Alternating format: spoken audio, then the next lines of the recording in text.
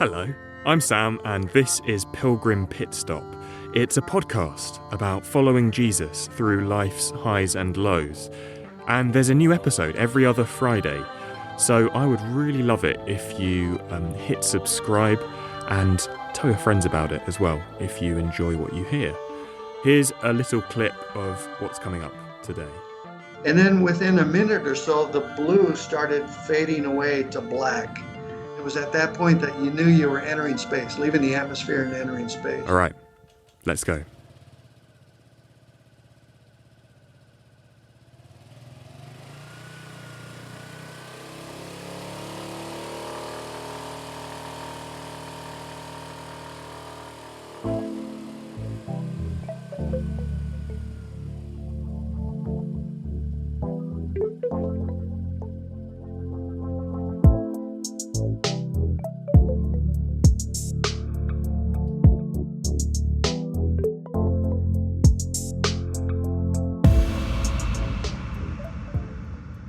Fewer than 600 people have been to space. Only 23 people have spent longer than 500 total days in space. That's half the number of US presidents there have been. My guest today is one of those incredibly rare individuals. When he completed his fourth spaceflight, he had spent a staggering 534 days in space. At the time, that was more than any American. You're about to hear a very special conversation.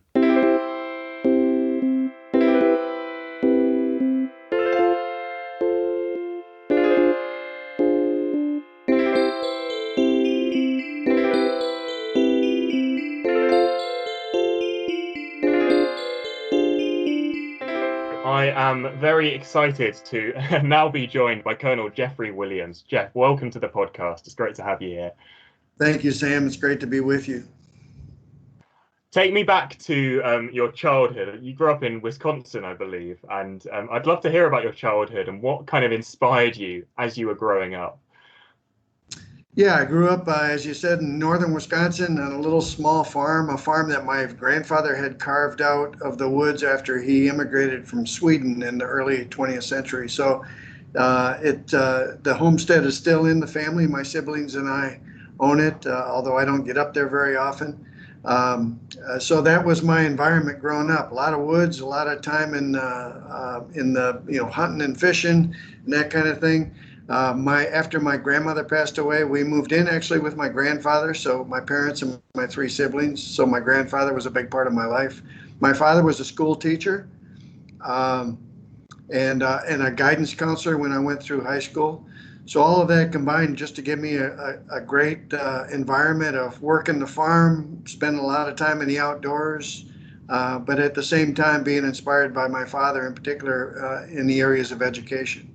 When you were at school, what were you really gifted at school, and what did you maybe find a bit harder as you were growing up? Well, I had an inclination toward math and science, and I remember particularly in sixth grade, I had a science teacher who really had an impact on me, inspired me both in the interest of science, gave me lots of opportunities to do experimental kinds of stuff, and he just was a good person that connected with me and challenged me, knew when I was being a little bit lazy or blowing things off, and he'd in a very constructive way get me back on the path. So he's one of those guys that we all have people when we're young, when we're especially growing up as kids, that had a particular impact on us in a positive way. He's one of those, along with my father, of course. So that math and science grew in that interest. Eventually, my grandfather actually taught me carpentry growing up as well. So I thought I'd want to be an engineer as I went through high school. And at first I thought a civil engineer because of the construction that I had with him. But eventually when I went off to the military academy and I got introduced to aviation, and my interest quickly changed to aeronautical engineering. And When did you know that you wanted to become an astronaut? Was that a kind of gradual process of discovery, or did you actually look up at the stars as a young kid and think one day I want to be up there? Well, I never thought as a young kid that that was a possibility for me, being in the environment perhaps that I was in. But I do remember being glued to the TV during the moon landing in Apollo 11 and watching the subsequent missions as well. So it did have an impact on me, although I never really thought it possible that I could do that until I got to West Point. And about halfway through my time at the military academy there at West Point, 1978, the first Army astronaut was selected. I already knew I wanted to be a pilot. I read the book called The Right Stuff by Tom Wolfe, and that chronicled, of course, the early test pilots of the jet age and the early astronauts.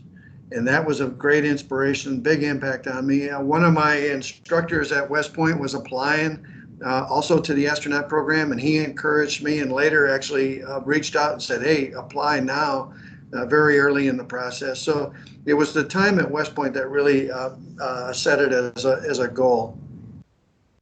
Mm. And tell me what's actually involved in becoming an astronaut? What do you have to do to go into that incredible profession? Well, first you have to have the desire, I guess, and then you have to work toward that desire and be able to suffer disappointments along the way. And it's many years of work and preparation just to make yourself competitive.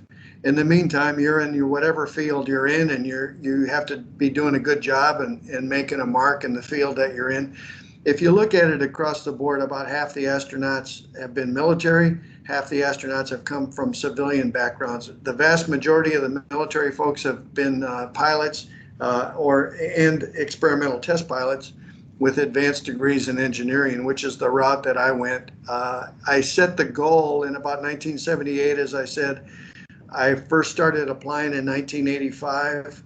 I interviewed 3 times, the first time in 1987, and it failed to get selected in the first 2 of those interviews, didn't get selected until 1996. So that gives you an idea of the timeline it took. And of course, a lot of people are applying. It's not hard. I haven't been in the program now. It's not hard to select the right people for the job. It's hard to not select all of the others that could do the job very well, but you just don't have the numbers to be able to select them. Yeah, yeah. And how did you find that preparation? There must have been a few times where you thought this maybe isn't going to happen. Yeah, it just has to be one of those things that, yeah, I have as a goal and I'm going to keep applying and keep doing it, but you can't count on it just because of the numbers. As I said, I interviewed the first time in 1987, shortly after the Challenger accident. It was the following selection.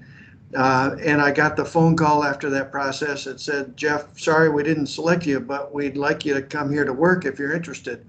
And they went to the Army, the U.S. Army, and had a formal agreement to bring 4 of us actually down to kind of on loan from the Army to work as engineers here. So that got me exposed to the environment here in Houston at Johnson Space Center.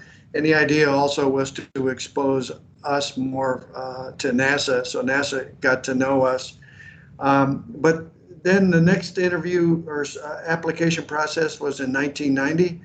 And just for whatever reason, I didn't even get called to get an interview. So that was a huge disappointment. But after the fact, I was greatly encouraged by the chain of command here, and enough so that I stayed here until the 1992 selection. And at that time, looking back on a technicality, I would call it, I got disqualified on a medical technicality, believe it or not, which was a huge disappointment. At that time, though, I thought, well, I got to go back to an Army assignment. There was no bad choices. I didn't get selected, but I was on my way to test pilot school, which is another thing I always wanted to do. So I went off and went through the Naval Test Pilot School and then worked a couple years as a test pilot. And in 1995, I applied again, but I still had the medical thing that was disqualified me. And in 1996, they had scrubbed the medical requirements. Where they were convinced that what had gotten me at that time was a technicality. It wasn't really a medical risk. So I became eligible to be considered again. I interviewed in '96 and was selected. So in the meantime, though, I was having a great time working the jobs I was doing. Great experience. I was flying lots of different aircraft, doing interesting things. So there was, although there was disappointments in the process of selection and application, it was not all disappointment because I still had great things I had the opportunity to do. You've spoken very eloquently in the past about your faith and what a huge role that has played in your life as an astronaut. And I wonder if you feel able, I'd love for you to share kind of where are you at with your walk with Christ at this particular time in the preparation phase? Yeah, well, in the interest of time, without going into too much detail, a lot of folks go through life and they go through difficult crises in life. And my wife and I did just that. That came along in about 1987 or so. Actually, it was right after my first interview with NASA, and before we actually moved here to Houston on that loan that I referred to before. And it was a typical life crisis where that affected our marriage and the security of our marriage.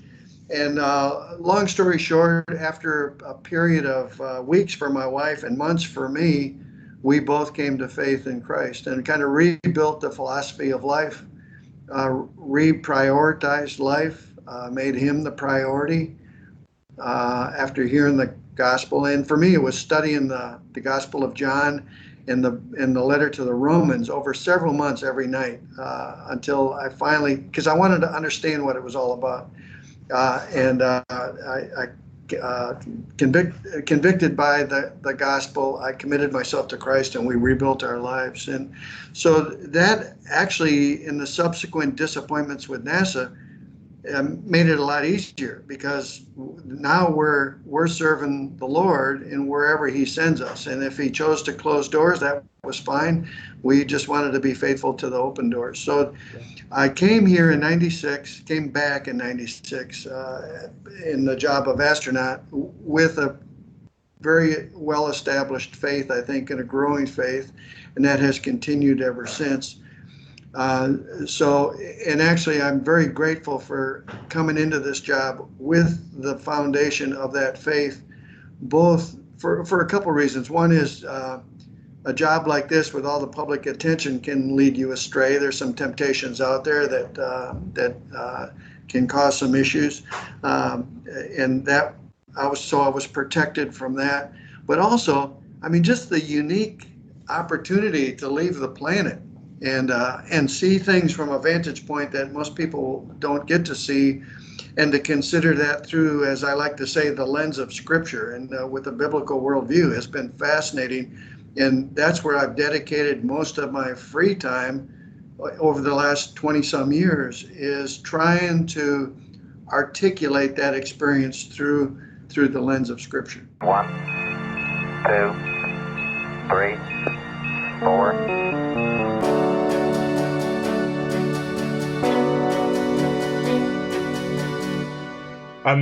Jeff, take me into the cockpit of Atlantis on Friday, the 19th of May, 2000, if you can. What was going through your head as the countdown begun? Oh yeah, it was a long road leading up to that too. Yeah. That was my first flight, STS 101. It was the third flight dedicated to the International Space Station. When I was here the first time as an engineer, I did a lot of work on the space shuttle. It was all dedicated to the space shuttle return to flight after Challenger, and then doing the testing of the different systems, a lot of flight software testing in the simulator. So I had all those years. And then when I came back in '96, I was dedicated to the space station development. It was very early in its operation. We launched the first element in 1998. So all of that kind of coalesced in an amazing way to lead up to this very exciting flight. I was the only rookie on the crew. So everybody else had been there before, been to space before. So that was added its own little flavor. You know, I was the guy that did all the things that nobody else wanted to do.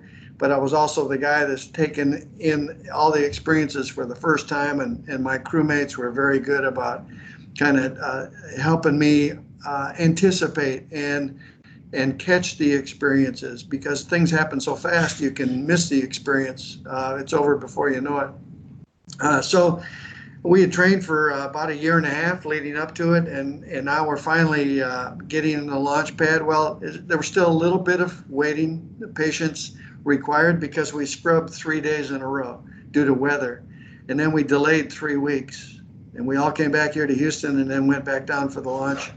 And that fourth time, it did feel like everything was in place. The weather was good, the vehicle was good, and so there was a little more surety, if you will, that we were going to get off the launch pad.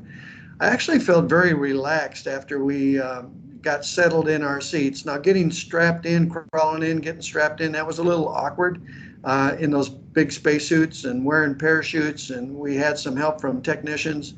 And the space shuttle was, of course, on its tail too, so the orientation was a little confusing. You weren't used to that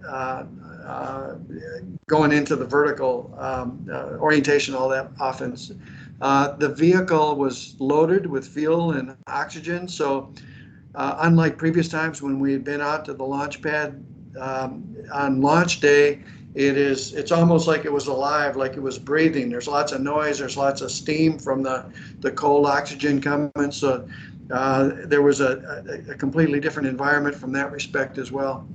But settled into the seats finally, about 2.5 hours before launch, actually felt very relaxed.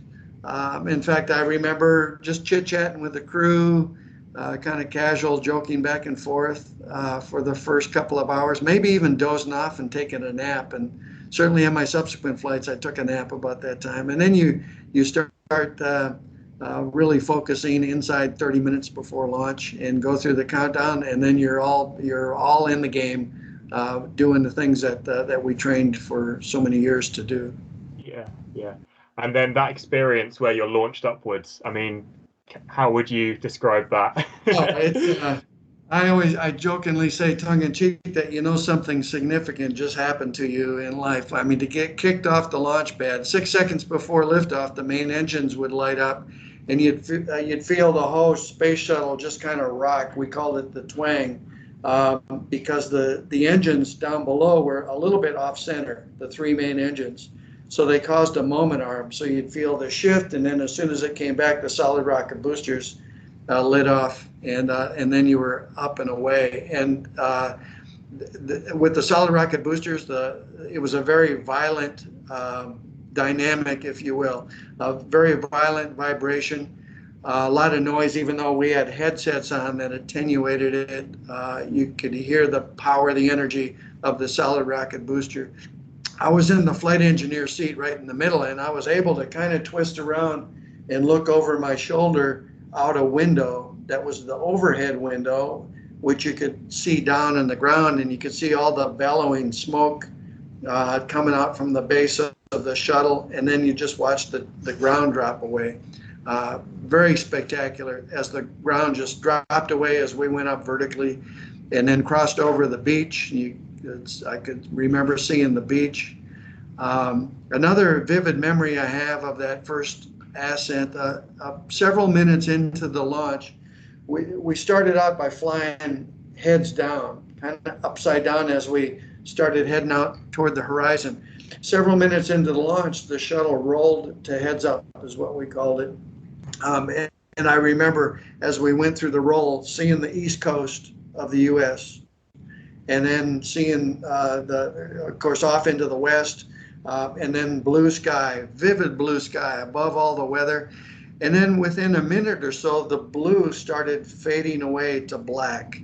Wow. And it was at that point, even though it was broad daylight, it was at that point that you knew you were entering space, leaving the atmosphere and entering space. And that whole ride lasted 8 minutes and 50 some seconds or so. And at that point, the main engines cut off and you were weightless, and you felt like, okay, the rocket failed. Now we're in free fall. We're going to fall back. Of course, we didn't. We're in orbit at this time. And that experience of weightlessness, how do you prepare for that in training? Is it replicated on ground level in some way, or you just experience it for the first time out Well, in space? we can replicate it in an airplane, a special airplane, but only for about 20 seconds or so, 20, 25 seconds. So very short duration. You can't replicate what you experience when you get there. The main engine's cut off. We're strapped in our seats, so we don't float away, but we float inside the straps. And that's pretty stable. So that's there's nothing shocking there. Although if you've experienced going over the top of a roller coaster and you feel lightheaded, that's momentary, and it's a continually changing dynamic. Now all of a sudden you're not only lightheaded, you're weightless, and it doesn't change. So you had that sensation. As soon as you released the seat belts, though, then you were floating, and you had to be very careful to not, for example, let your legs relax, because your legs would straighten out, and that would actually propel you away from the seat.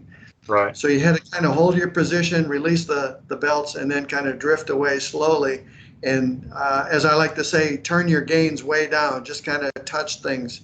Don't panic. Don't reach out in a flail or whatnot. But just kind of touch things lightly. Make small motions, small forces to get moving where you need to do. But it was a spectacular moment, obviously, for the first time. Yeah, I'm sure. I'm sure. You've obviously been on 4 different space flights. I'm sure each with their own experiences and challenges.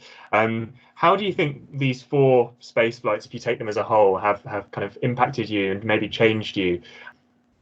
Well, it's a very humbling experience to look back and in a retrospective way and see the magnitude of the opportunity given.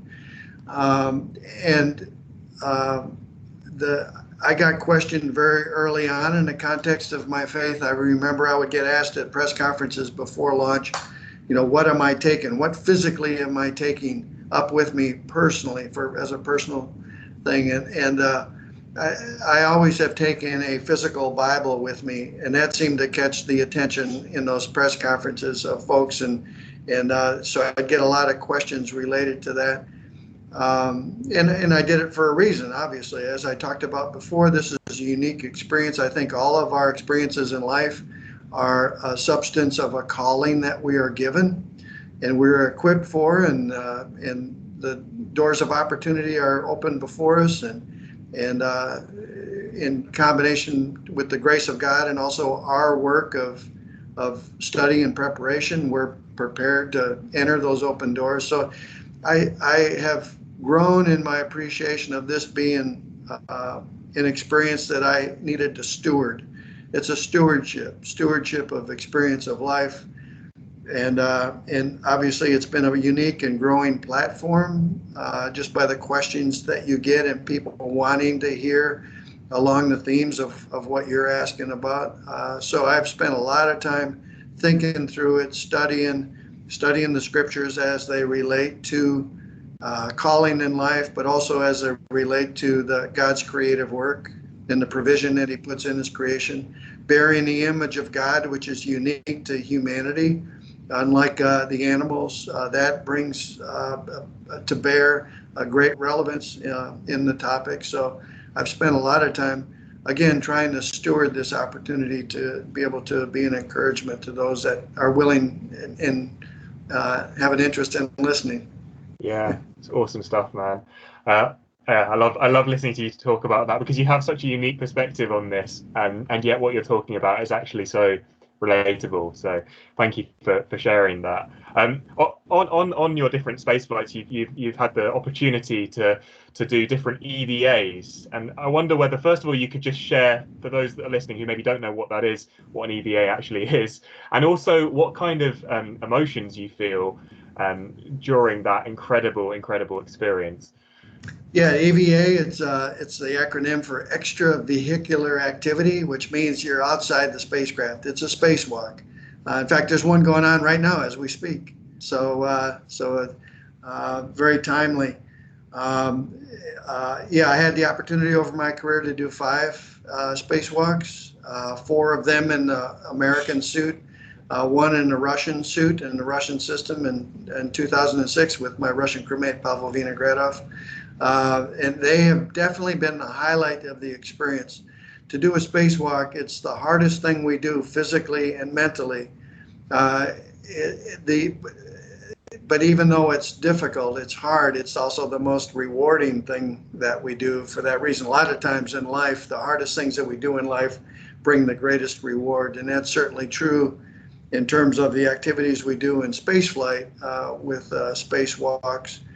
It's a major deal to put a suit on and go outside. The suit itself provides your life support. It's a pressurized suit to provide the oxygen that we breathe. It's got a system for maintaining the temperature, maintaining life, really. It's life support. It's got a battery that operates fans to circulate the oxygen as well as to power the radio. We're talking to mission control continually. There's a lot of details. You're outside actually close to 7 hours on an average EVA. It takes almost 6 hours to prepare to get out the door, to put on the suit. So it's a long day, a big undertaking. 6 or 7 hours outside, of course, brings its own highlights. We're orbiting the Earth every 90 minutes. So almost half that time is nighttime. So you're going around the Earth several times during an EVA, watching the sunrises and sunsets, watching the Earth go by. If you take a moment to actually pay attention, because we're really focused on the work that's been assigned to us for that EVA. It's highly choreographed. There's a lot of attention to detail required. Every handrail is memorized. Every bolt is memorized. All the tools that we have are unique tools, and they're used in very precise ways. The sequence matters. You're worried about or you're paying attention to your buddy, where you're working with each other, making sure that everything is going well and the effort is coordinated. You're talking continually with mission control, as I said. So it's a very busy, very dense day of mental concentration. But you always get a moment here and there where you're waiting on mission control to make a decision on something, or you have to wait for some reason, and that's the opportunity to kind of grab a hold of a handrail and turn away from the space station, which is filling your visor, and view the Earth or view deep space. And it's an incredible opportunity to see the entire globe, not looking through a window, but looking through a full-faced visor. And to see all of the phenomena that you can see as you orbit the Earth every 90 minutes. It's an amazing thing. Yeah. Wow.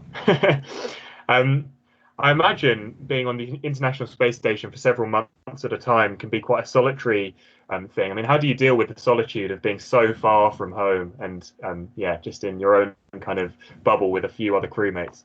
Well, it's helpful to be secure in being alone for long periods of time, or to be secure with one other person or 3 other people or 4 other people or 5 other people. I've been on board with different crew sizes from 2 to 6 and having up to 13 people with a visiting space shuttle crew, docked, say, for about a week. I experienced that several times as well. So you have to be comfortable in all of that, but particularly in solitude. And I am. I'm not claustrophobic. If you're claustrophobic, you're in the wrong business as well. I get that question now and then. But you have to be secure in isolation and being autonomous and being able to occupy yourself. We're very busy up there with assigned tasks every day. And there's always some personal things that you want to do, you want to squeeze in during your free time. So I kept myself very busy. One of the outlets, if you will, or one of the activities that sustain your time up there is your connection with people on the Earth, particularly with your family. My wife and I would talk at least twice a day on a telephone, equivalent of a telephone. I could call anybody on the planet from up there. And so we would talk every day. I talked to the kids. I talked to friends. I had a list of folks that I tried to get at least one phone call to from the space station. So because what's the signal like? Well, in the early days, there was a delay. There was maybe a half second or a little bit more delay, and the tone of the call was unique. So people that got a call from the space station, sometimes they would hang up because nobody would be there, and they wouldn't patiently wait. So you'd have to call them back and try to get them to hang on. No, this is a phone call. We are connected, and I'm calling from the space station. And of course, then there's a little bit of unbelief sometimes at the other end. So that was always fun to work through. A little bit of shock. Some people would not know what to say. You know, your friends. I can't believe I'm hearing you. You're supposed to be up there. Oh, I am up there. And so that was a lot of fun. In the later years, the connection and the technology that we were able to upgrade to resulted in virtually no delay. So the communication is very clear, very almost 100% of the time you can make phone calls, with a few, exceptions of during the day, maybe a minute here and there where you can't make a call.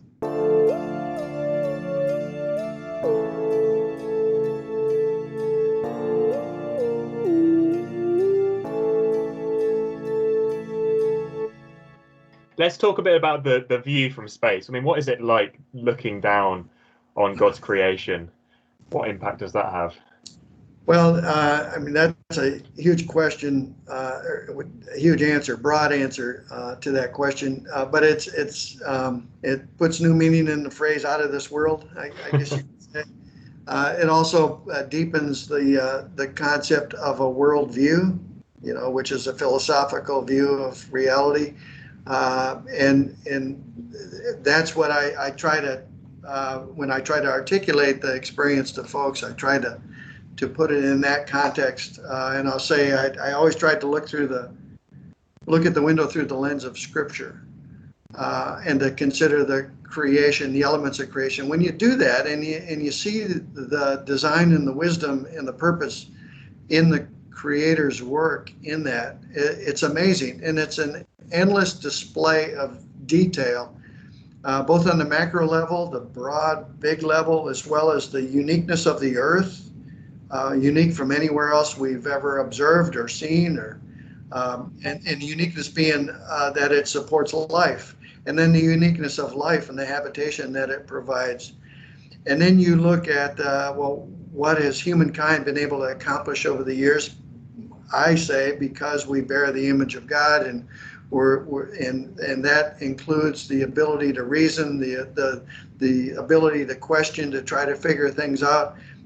You can explain the whole history of exploration and discovery that way, and spaceflight is just a current chapter of that exploration and discovery. And what is discovered are just the vast array of resources. When we just grow things from the ground, for food, or we mine ores of different type and then produce different kinds of materials, metals and other materials, and you take that all the way from the sand in the gravel pit all the way to our smartphone in our pocket, and that all is a result of, one, the provision that God in his wisdom put in his creation, and mankind bearing the image of God, having the ability to extract what Genesis 1 and 2 talks about, right? Having dominion, relinquishing the earth to humankind and given dominion over it, and the charge to subdue it.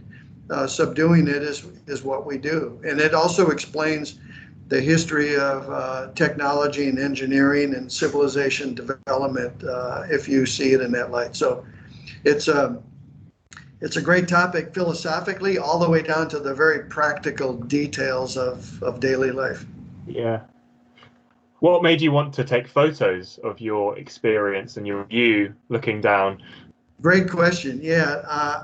Scott Horowitz was the pilot on my first flight, and one of the pieces of advice he gave me was, Jeff, these, especially shuttle flights, they happen so fast and they're so intense.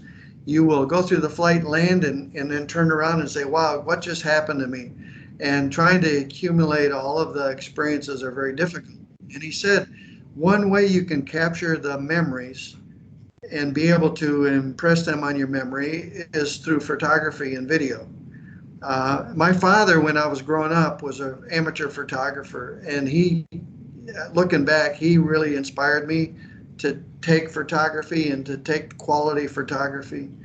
So I focused on that before the flight, and then I tried to take some good pictures during that first flight. It was only 10 days long, and we were very busy, so I only got a few pictures relatively. But when I was going back now for 6 months, I knew that was a personal passion of mine, was to capture the experience, so that, I like to say, so that I could vicariously bring the experience back to people on Earth. So that's been the kind of the core and the center of my motivation all along, to take pictures, to try to get the greatest variety of things that I could, the greatest quality of things that I could, the uniqueness, always looking out for a unique vantage point. And even though you're going around the same Earth, thousands of times over those flights, you never see the same view. There's always different lighting conditions, different conditions on the ground, different weather patterns, different sun angles. So there was a continuous variety, and I was surprised every day with what I would capture, some unique view of something. You've taken some absolutely extraordinary photos. I'd love you to tell us the story behind the volcano that you took a photo of, because I think that's an amazing story. It's a great anecdote. Yeah, yes. It was in May of, I forget what day, but May of 2006. So it was during Expedition 13. We were a crew of 2. Pavel Vinogradov and I were on board. So we were about 6 weeks into our stay, on a 6-month stay.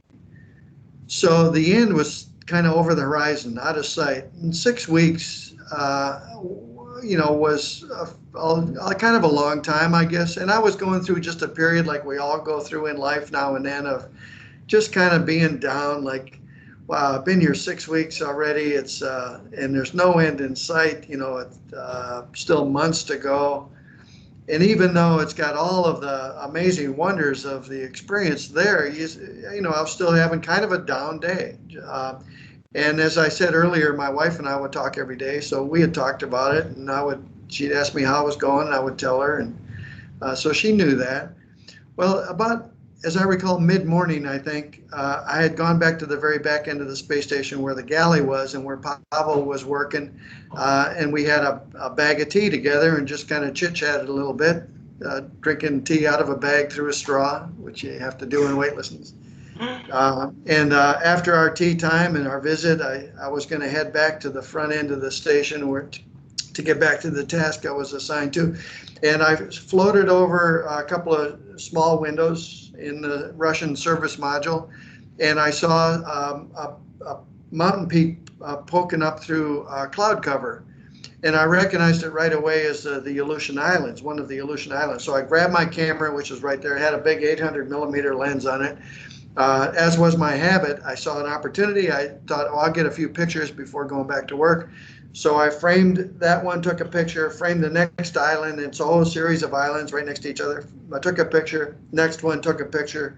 And something in the back of my head said, hey, that last one didn't look right. And I went back and reframed it, and there was this volcano erupting. And I could see the entire plume of the volcano in the frame, which meant that the eruption was new, relatively new. So I snapped a couple of pictures before it went out of view, and I was all excited. I raced up to the front end of the space station, got on the communication with Mission Control, called them up and said, hey, I just passing over the Aleutian Islands. I've discovered an erupting volcano.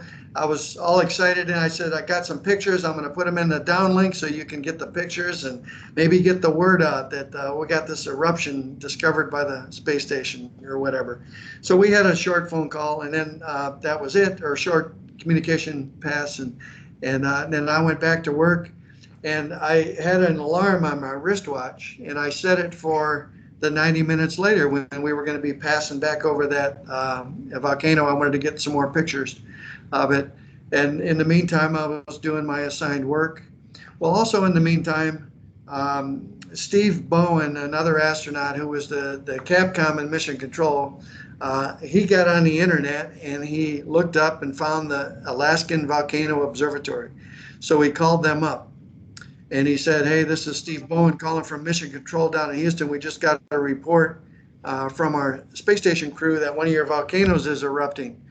And he could tell at the other end, they had in their conversation that this person who he was talking to was not quite buying into this story. Surely this was a prank call. So they talked through it. He assured her that it was on the up and up, and they finished the call. In the meantime, he got her name and phone number to me, one of the scientists up there. So I called her up from the space station and said, "Hey, this is Jeff Williams on the International Space Station. I heard you got the report about your erupting volcano. Have you gotten the pictures yet?" And she said no. And we continued our conversation. I could tell that she also wasn't going to quite buy into this. This was a prank that she was being put up to, and she wasn't going to buy into it at least 100%. Although, as I said before, there was a delay in the transmission, so the phone call was unique, and so that caused a little doubt in the back of her mind, I think. So we finished our phone conversation. I told her I would email her the pictures to her, which I did. And of course, later on, they found out it was all on the up and up, and that brought great excitement to the team up there in Alaska. Well, in the meantime, 90 minutes goes by, and my alarm goes off, and I'm back in the window to take more pictures of this volcano. And when we got to the volcano, we had fresh lava flowing down the side of this classic cone-shaped mountain, but not even a puff coming out of it. The plume was gone. It had been blown downstream, so the eruption was over. To this day, I'm the only person that I know of, either on or off the planet, that happened to see that eruption. And here's the bottom line. The end of the story is my wife had been praying for me that the Lord would bring something into my day to lift me out of my slump. And he answered the prayer. We never thought it would be an erupting volcano, but it did just that. That's quite an answer to prayer. Amazing, absolutely amazing.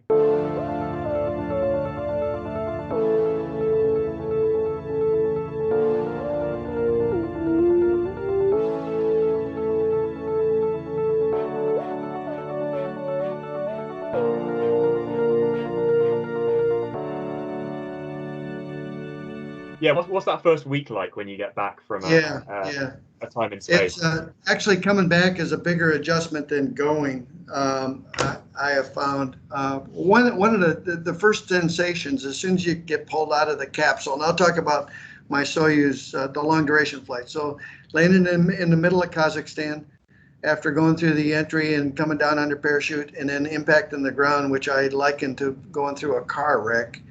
And then feeling the intense force of gravity, your body being sucked into the earth. That was a very stark feeling, if you will. And then getting pulled out of the capsule and smelling the smell of nature for the first time. That's a big impression. The smell of dirt and dry grass and that kind of thing, fresh air. That had a big impact. And then the first time you were allowed to stand up or to try to stand up, your sense of balance was gone, completely gone, and you were relying completely on your visual cues, your eyesight, and you had to work really hard to maintain your balance and to support your weight, but particularly your balance. And everybody suffers from that initially. You improve very rapidly. I would say in the first couple of hours, you improve pretty significantly, but it takes about a week to 10 days before you get over what I call vestibular awareness, and being able to function in a way that we take for granted too often, in a coordinated way, not bumping into walls, driving over the curb when you drive around a corner, that kind of thing. I can tell you from experience that can occur. So don't drive when you get back from space for a while. So your sense of balance is the most pronounced effect. But as I said, also just your ability to support your weight using muscles that you haven't used for months. We exercise every day up there to keep our major muscle groups strong, but you still can't exercise all of the muscles, all of the little muscles that it takes to coordinate the body movements. So we go through work with a trainer every day for about 6 weeks, maybe a little more even, and it takes about 6 weeks to get back into the 95% level in terms of muscular strength and coordination. And then it can take, it took me somewhere between 1.5 and 2 years to recover my bone density from my first long flight. We've improved the exercise equipment since then. So the last couple of flights I had no measurable bone loss, but I did on my first 6-month flight. So exercise is very important, not only for the muscles, but also for bones. Right. And is everything that you're kind of eating and drinking during that time as well kind of really stage managed and specific? Is given to you by a trainer? Well, no, we're not that disciplined. I think most of us eat pretty healthy diets anyway. People always ask me what was the first thing I wanted when I got back, and my answer was always whatever my wife wanted to prepare, because it was going to be good. Yeah. She's a great cook. And of course, you miss salads, fresh fruits and vegetables, which we had some up there occasionally, but not very often. So, all that type of food stuff is something you miss and you look forward to when you get back. Mm. I just want to close by really talking about this incredible book that you put together, the work of his hands, and yeah, what made you want to put those photos and put the photos alongside scripture into a book and then put that out into the world? When I came back from Expedition 13 in 2006, we go through all kinds of debriefings, every system topic, every area of discipline and whatnot. We'll go through debriefings with the specialist of those areas. And one of them is the Earth observation, what we call Earth observation. So, and that is related to the photography, among other things. The geologists and the scientists here at Johnson Space Center that study the Earth through the photography taken by astronauts. And when I showed up for that debriefing, one of the senior scientists said to me as I walked into the conference room, "Jeff, you need to do a book. You need to do a book." And I said, "Oh, well, thank you. I appreciate because he was referring to the photography." I said, "Thank you for that. Well, maybe someday it'll happen."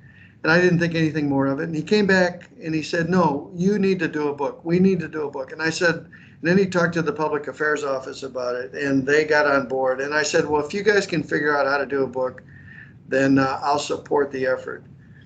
So they worked with the NASA hierarchy to try to facilitate that, and they could never, because they knew my faith was a big part of my life, they didn't know how to integrate that into a book to do as a NASA publication.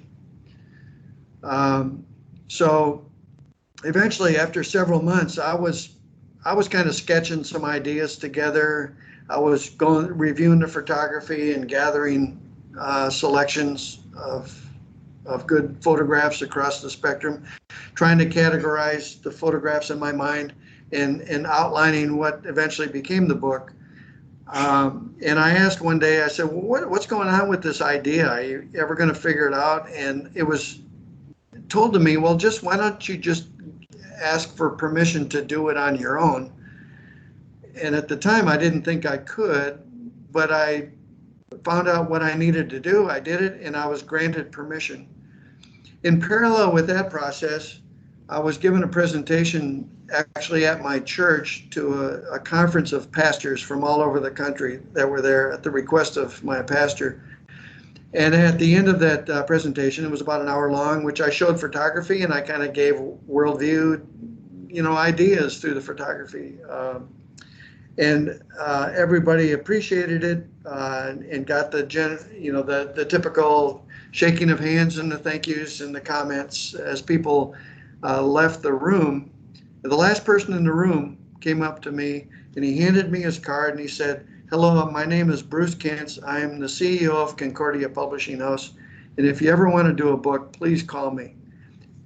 And and I said, well, thank you. I appreciate that.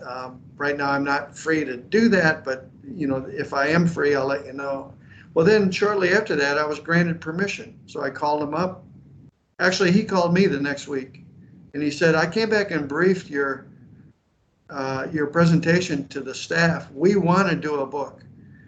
And I said, well, I can't believe I can say this, but I am free to work with you. So we worked on the book, and I worked on it in my free time, evenings and weekends for over a year, coming up with the manuscript and nominating the pictures to send to them. I expected them to put about half the pictures they did into it.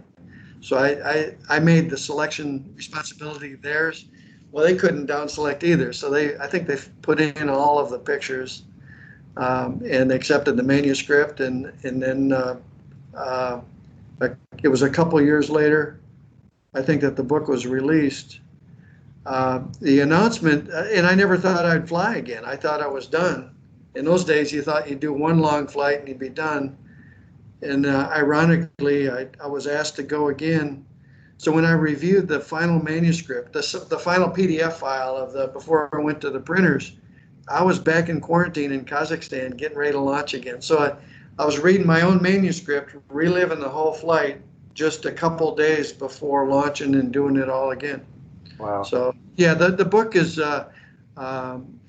had I trust a pretty positive impact with a lot of people. It's still going very strong. I think it's gone through 8 printings, and people love it, in the church in particular. Yeah, no, it's awesome. Jeff, thank you so much. God bless you, and thank you for coming on this podcast today. Thank you, Sam. Great talking to you today. God bless you as well.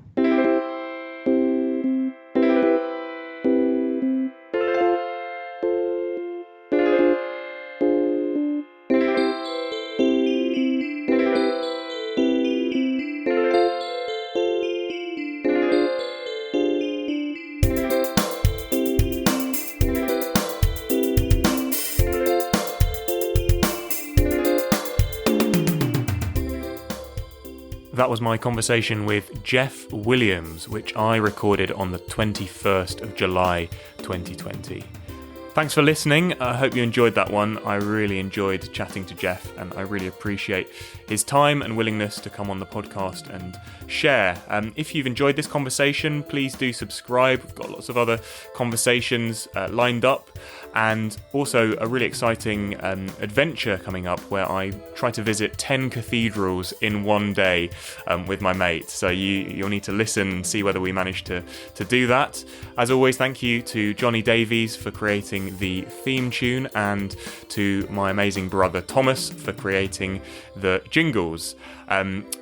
Until I next speak to you in 2 weeks' time, really hope you have a blessed time, and I'll speak to you soon. Bye-bye.